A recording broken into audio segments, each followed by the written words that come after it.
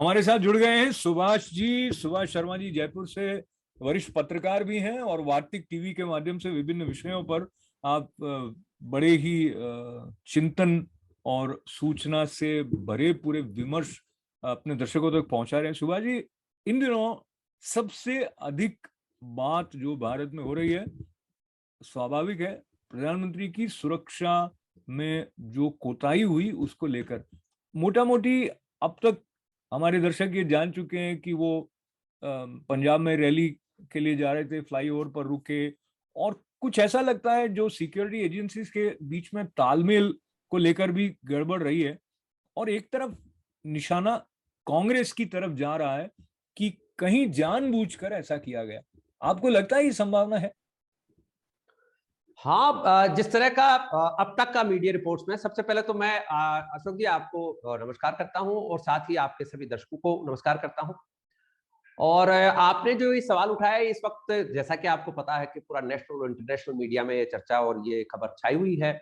और ये जो बात आपने स्पेसिफिक पूछी है, इसका यदि हम एनालिसिस करें मीडिया रिपोर्ट्स को देखते हुए और घटना के वहां के चश्मदीद जो गवाह हैं उनके बयानात के आधार पर, तो इसमें गवर्नमेंट के लेवल पर, एडमिनिस्ट्रेशन के लेवल पर निश्चित रूप से पंजाब सरकार का, वहां के स्टेट गवर्नमेंट का कोताही का मामला सामने आता है। ऐसा हो नहीं सकता कि पीएम जैसी जो एक हस्ती है, जो देश की मुख्य कार्यकारी हस्ती है, उसकी सिक्योरिटी को लेकर इतना बड़ा लैप्स सामने आ जाए। ऐसा हो नहीं सकता, ये इम्पॉसिबल है। इसमें कहीं ना कहीं कोई पॉलिटिकल विल भी है, और लगता ऐसा है अब तक की खबरों के आधार पर कि इसमें कोई ना कोई पॉलिटिकल राइवलरी का भी खेल है। क्योंकि आपको पता है कि पंजाब में अब कुछ ही समय के बाद में चुनाव होने हैं, और चुनाव में जिस तरह की राजनीति भारत में चलती है, यहाँ के राज्यों में चलती है, वो आपसे कुछ छुपी हुई नहीं है।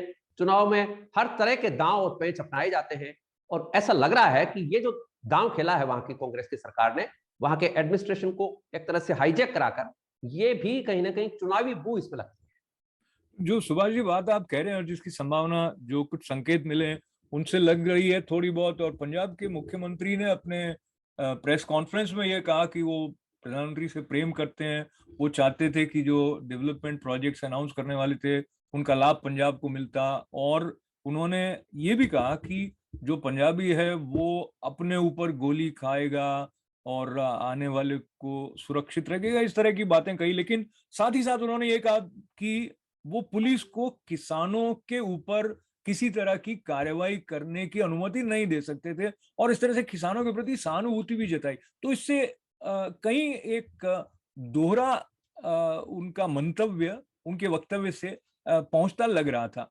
आपको क्या लगता है, ये आम जनता जो ना बीजेपी की हो ना कांग्रेस की हो, उनके लिए सीएम जो कह रहे थे पंजाब के स्पष्टीकरण के रूप में, वो कन्विंसिंग रहा होगा? देखिए, दो बातें हैं जो आपके सवाल में उभर कर आती हैं कि एक तो पंजाब के बारे में जो बताया जा रहा है सीएम की तरफ से कि वहां का जो जनमानस है वो बहुत ज्यादा उदार है, स्वागत करता है, मेहमान नवाजी करता है। ये इसके बारे में बहुत स्पष्ट तौर पर एक बात जान लेनी चाहिए कि जब वहां आतंकवाद का माहौल चल रहा था, तो जो नॉन सिख लोग थे उनके ऊपर जिस तरह के अत्याचार और कत्लो गारत किए गए थे, उसमें वो सारी की सारी पंजाबियत खत्म हो गई थी। ये एक फंडामेंटल बात समझने वाली बात है। अब सीएम चूंकि फेडरल स्ट्रक्चर का मामला है और पीएम की सिक्योरिटी में लैप्सेज हो गए हैं, और कहीं ना कहीं कोई गिल्ट उनके अंदर काम कर रहा है, इसलिए वो इस तरह की सफाइयां देते घूम रहे हैं। लेकिन गलती उनके पार्ट पर भी है। यदि वो आज ये कह रहे हैं कि वो उनके बड़ा प्रेम करते हैं, तो कम से कम पीएम ऑफिस से गया हुआ फोन उनको जरूर अटेंड करना चाहिए था। ये फोन क्यों नहीं अटेंड हुआ? और दूसरी बात कि भारतीय जनता पार्टी के शीर्ष नेतृत्व ने भी जब उनसे संपर्क करने का प्रयास किया, उन्होंने फोन नहीं उठाया। ये बहुत बड़ी बात है। और एक स्टेट में जब देश का पीएम जा रहा है, तो ये कोई छोटी मोटी बात नहीं है कि आप फोन पर नहीं है। अव्वल तो आपको वहां स्वागत करने जाना चाहिए था। एज ए प्राइम मिनिस्टर वो आ रहे थे वहां, आप नहीं गए, आपका चीफ सेक्रेटरी जाना चाहिए था। चीफ सेक्रेटरी नहीं गया, डीजीपी जाना चाहिए था, लेकिन ऐसा कुछ नहीं दिखा। यहां तक कि वहां का एसएसपी भी नहीं वहां मौजूद था। तो और सुबह जी, माफी चाहता हूँ मैं इंटरप्ट करने के लिए, लेकिन ये सारे घटनाक्रम में इससे ऐसा लगता है कि जो फेडरल स्ट्रक्चर है भारत का, उस पर भी एक बहुत खतरनाक किस्म का सवालिया ये प्रश्न। देश में पहली बार ऐसा मौका आया होगा जबकि देश के प्राइम मिनिस्टर के साथ में इस तरह का बर्ताव हुआ है। आजादी के 75 साल में ऐसा कभी नहीं हो सका कि पीएम को इस तरह की रिस्क जोन में जाना पड़ गया, वो भी इंटरनेशनल बॉर्डर के इतने नजदीक।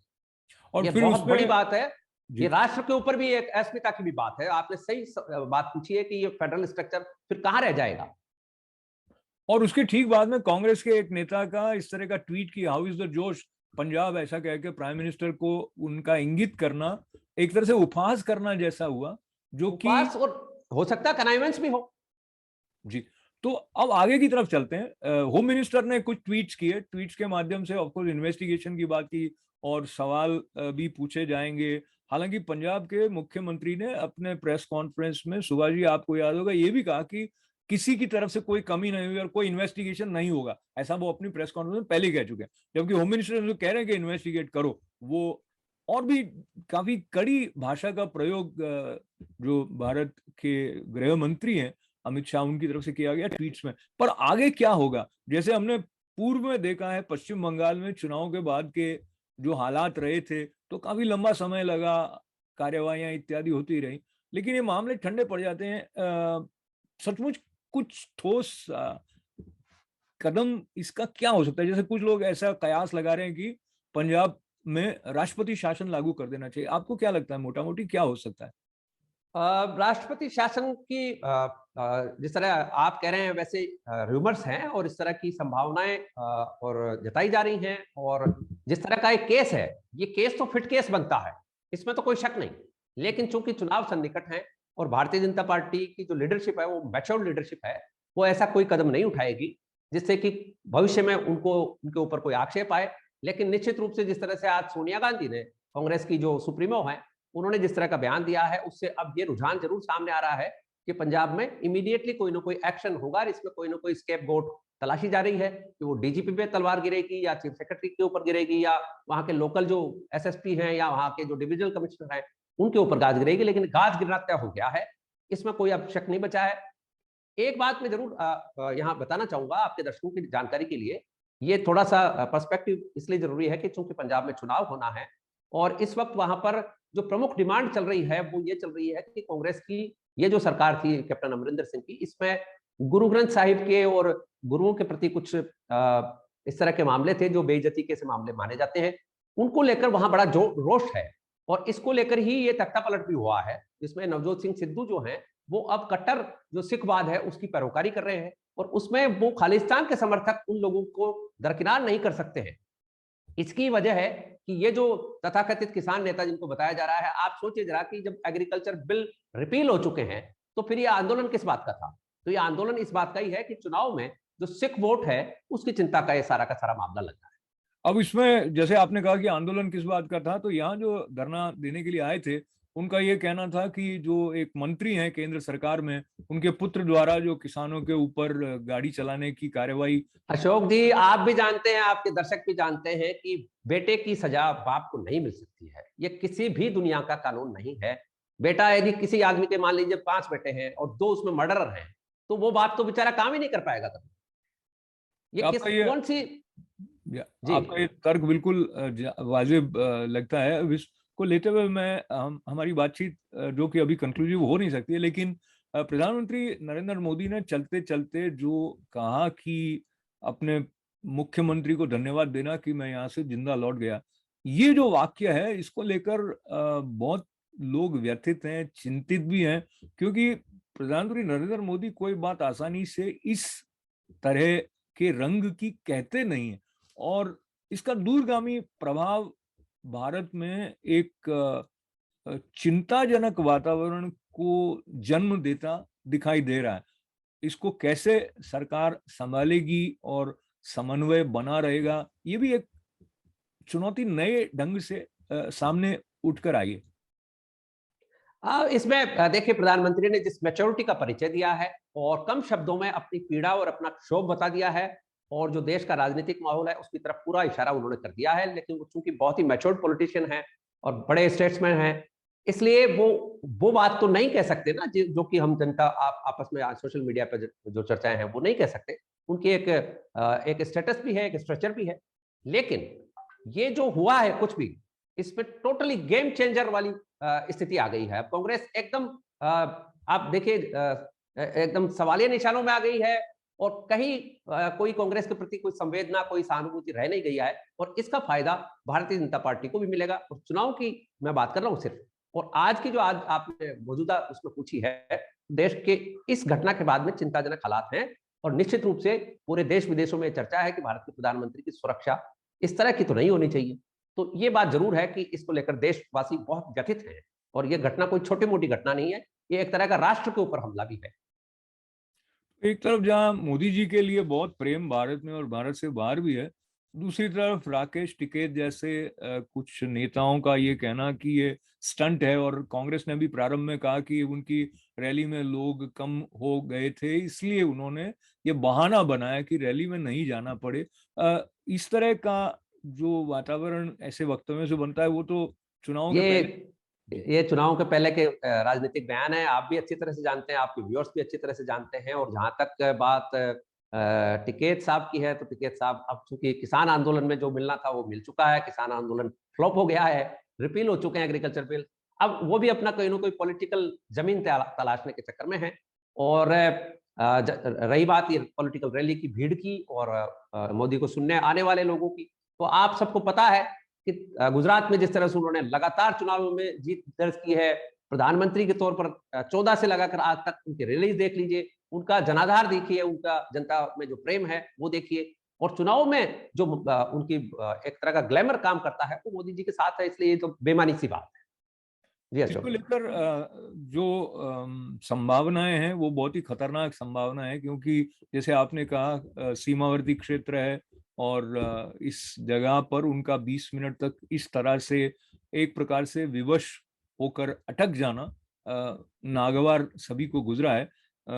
चलते चलते आगे कोई ऐसी बात जो आपको लगता है कि केंद्र सरकार की तरफ से और अधिक जिसका संज्ञान लिया जाना चाहिए, ऐसी कोई घटना, क्योंकि कुछ राज्य ऐसे हैं जहां इस तरह की घटनाएं हो सकती हैं। और आपको याद होगा कि पहले पश्चिम बंगाल के चुनाव में गृह मंत्री भी अपने रैली को ठीक से संबोधित नहीं कर पाए थे, इस तरह के हालात वहां पर बन गए थे। तो क्या केंद्र सरकार, चाहे सरकार ये हो या कोई हो, ऐसी राज्यों और केंद्र या किसी भी राजनीतिक दल के बीच में प्रजातांत्रिक प्रवाह को बाधित न करे, ऐसी स्थिति फिर ना आए, क्या कर सकते हैं?